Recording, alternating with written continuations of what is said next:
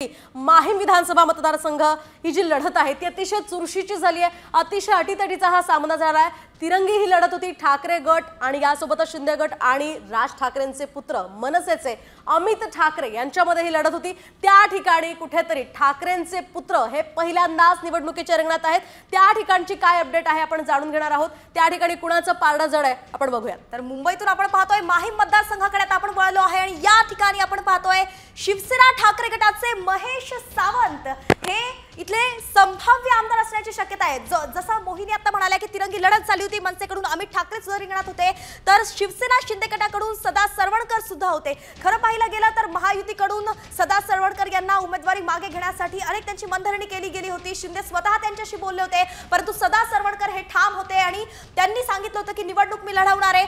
तर अमित ठाकरेचे मनसेकडून पहिल्यांदाच ठाकरे हे दुसरे पुत्र आहेत ठाकरे घराण्याचे जे निवडणुकीच्या रिंगणात होते। मात्र या दोघांनाही डावलून या ठिकाणी आपण पाहतोय शिवसेना ठाकरे गटाचे महेश सावंत जे आहेत ते या ठिकाणाहून संभाव्य आमदार असण्याची शक्यता आहे।